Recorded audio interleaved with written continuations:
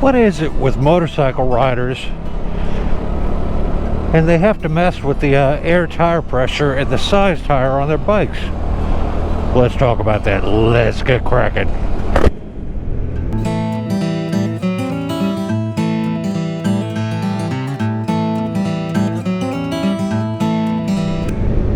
Good moto morning, beautiful people. Welcome to Kraken's Garage. I'm your host Eric, and on today's episode we're going to talk about why people alter the factory settings on what the tire pressure should be and the tire size on their bikes. Why do they do that? I've run into this my whole life with people wanting to argue the point that if I put more pressure on my tire, I get a better ride handling on my bike. If I put less tire pressure in my bike, I get a better handling bike or a softer ride.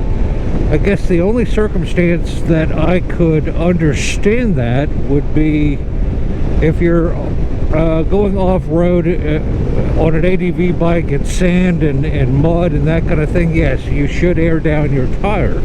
That's for a whole different topic for another day. But in general, I see it a lot, and this is not Harley oriented or Vespa oriented or Honda or anything else. People, when they go to replace their tires, they always think bigger is better, so they go one size up from what the factory recommends. And what I think people don't really understand is there's ramifications. For every action, there's a reaction. So when you put a larger diameter tire, say on your front wheel where the speed indicator is, you're going to get a different reading on your speedometer. You've changed the size of the tire that it's calibrated for. Why? What do you hope to accomplish? I don't get it. I have never understood this. Maybe somebody can explain this to me down in the comments down below. Today's a very simple ride. I'm blowing the cobwebs out of my Vespa and take her out for a ride to get a bite to eat. I'm going to quickly put 100 miles on her today, stop and get some lunch and go by the post office, and I have to go by the store to pick up a few items. No dual cameras, no fancy editing. This is just me on my bike. Sometimes you have to keep it simple. The KISS method. Keep it simple, stupid. The Dollar General stores. The cancer is creeping into where I live. I miss the mom and pop shops. So we're zipping right along here.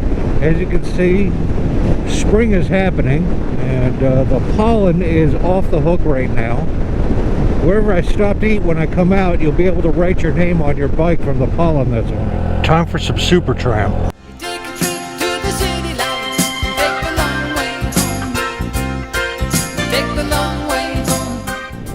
So most motorcycles, scooters, whatever, bikes have a plate or a sticker. On the Vespa here, it has an actual aluminum plate that has the tire size and tire pressures that the manufacturer recommends.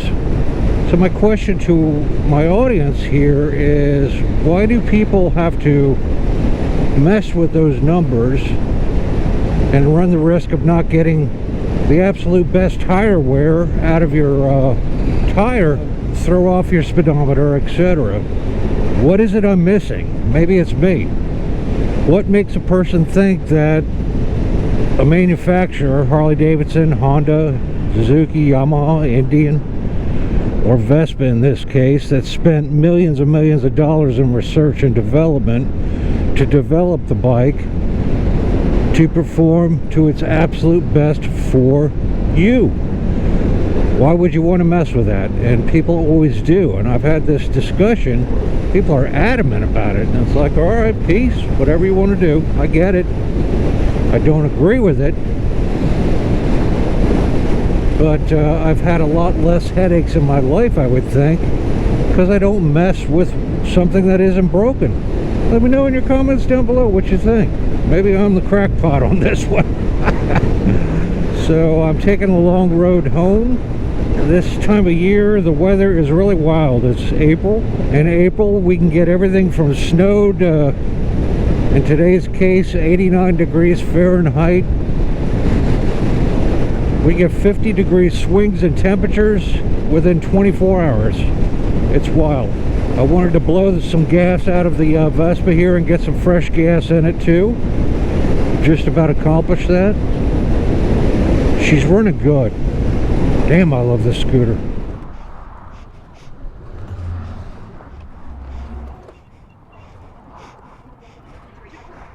So, time to close out this video.